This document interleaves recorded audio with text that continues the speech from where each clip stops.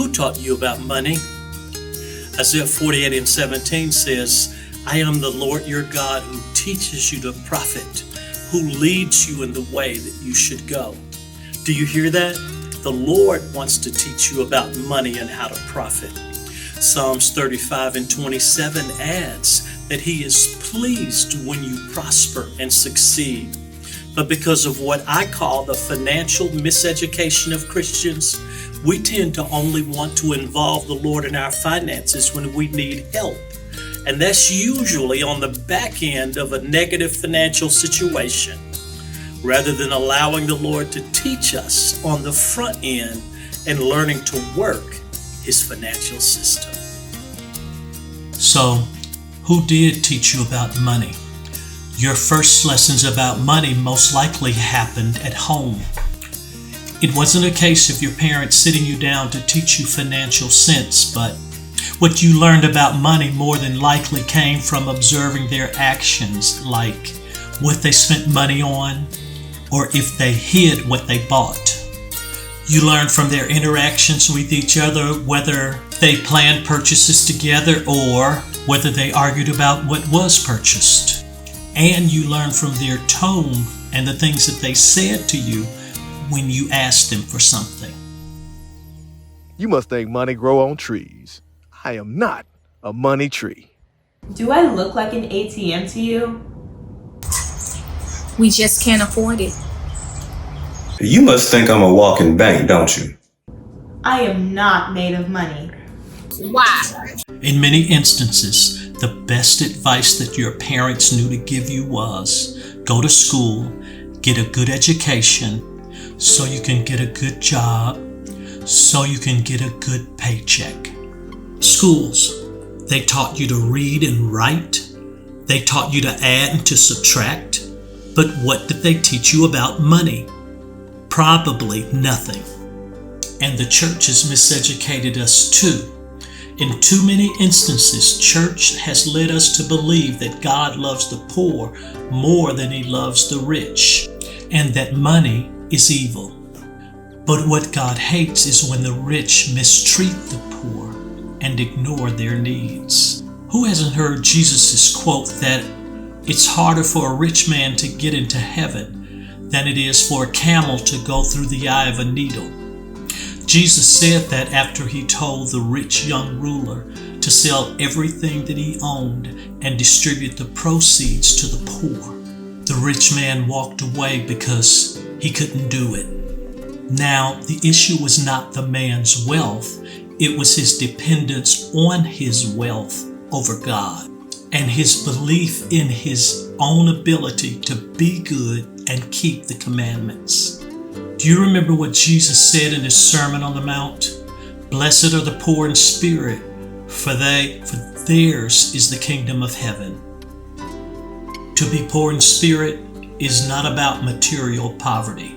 It's to humbly trust in God over everything else. That rich young ruler thought that he was also wealthy in spirit. Jesus had to break it down for him. But if Jesus was against wealth, why didn't he tell Zacchaeus to dispose of his estate?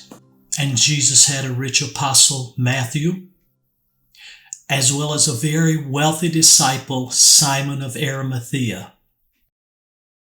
Because we haven't been taught correctly about money, Christians feel like it's wrong to pursue it. So instead, they just pray that it'll just come to them. That's the Christian miracle money mentality. Too many Christians believe that just by faith and affirmations that their financial situation is going to change. Well, God does work miracles, but he also expects us to work as well. Many times you hear Christians say, the Lord will make a way. Well, the Lord has already made a way so many times before. And even now, you make more money than you've ever made. But the problem is making more money makes you desire more things. And that desire for more has lured many into the trap of living beyond their means. The more money you make, the more you spend, and the more debt you create. The prophet Haggai gives a stark warning about this lifestyle. He starts his admonition with, "Consider your ways." He says that their pursuit for more has left them living an unsatisfied life. It's like they go to work and earn money just to put the money in pockets that have holes. The solution is not to make more money. The solution is to consider and change your ways. Change your ways start with changing your thinking. Otherwise, you'll only do the same thing with new money as you've done with old money. You'll work hard to make money, only to spend it on things that lose their value. And in too many cases, what you've purchased is not really yours anyway, because you bought it on credit. Then, because you have credit card debt, they'll send you a letter in the mail offering you another credit card to consolidate your debt. It's not just a vicious cycle. It's a well thought out system that enslaves you.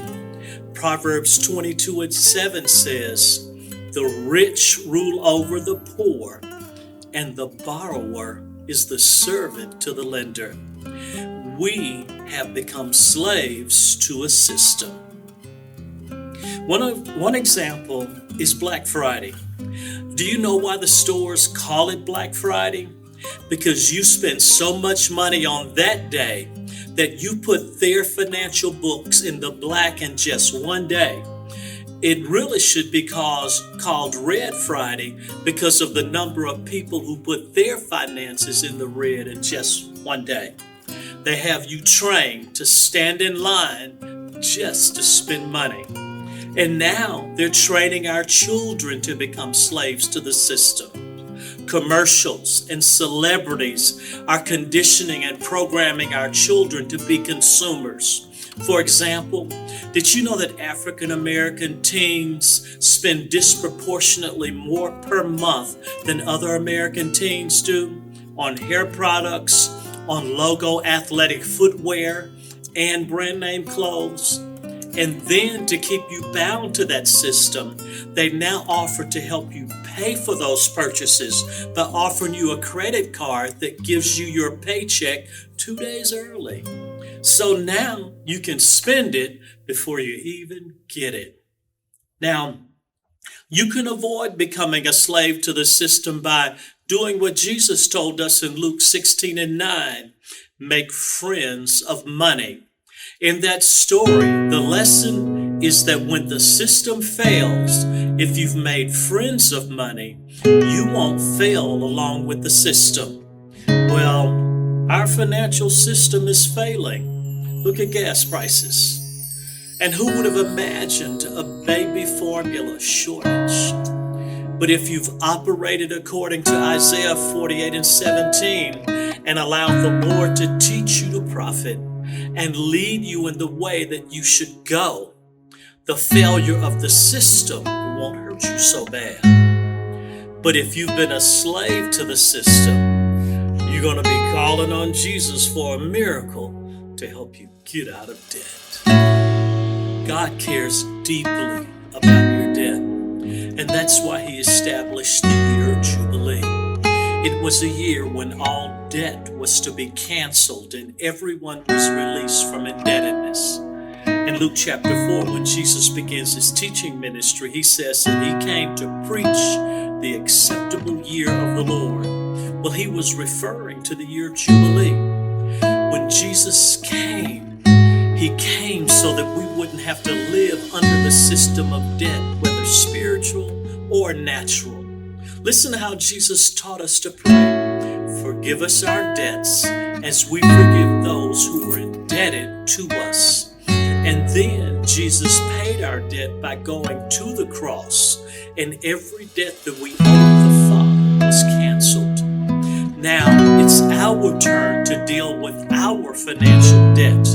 And the first step is to deal with our credit. Proverbs 22:1 says that a good name is to be chosen rather than great riches. A good name refers to your reputation for integrity and your trustworthiness. A good name entitles you to credit. But if you have a bad name, or if you've not been trustworthy in paying your bills when you say you're going to pay them, then you will have bad credit. And bad credit follows you. You'll be denied loans, or if you are approved, your interest rates will be extra high. You'll be required to make larger security deposits for everything from utilities to rents. Plus, you'll need a cosigner. And now they even check your credit score before they offer you some jobs. Why? Because they're measuring your trustworthiness or your good name. So let me encourage you by reminding you of the widow in 2 Kings chapter 4, verses 1 through 7. She was up to her eyeballs in debt because her husband, who was a man of God, died and left her in a predicament. This widower approached her man of God for help. And a lot of people, when they approach their man of God for help, what they're really doing is asking for money. But Elisha didn't give her any money. He did better. He gave her a business plan to pay off her debt. He told her to use good debt to borrow some jars to put oil in. And after she filled all of the jars with oil, she was to sell that oil, pay her creditors, then live on what remained. Now, in this story, God did cause there to be a miracle increase of the oil so that she'd have more to sell. But her miracle did not happen until she started working her debt release plan. So don't just listen to this teaching and pray for a miraculous debt cancellation. Listen to this message and pray for divine wisdom for a debt release plan. And then start working that plan. And let's set this as our goal for our freedom from the system, debt free by 2023.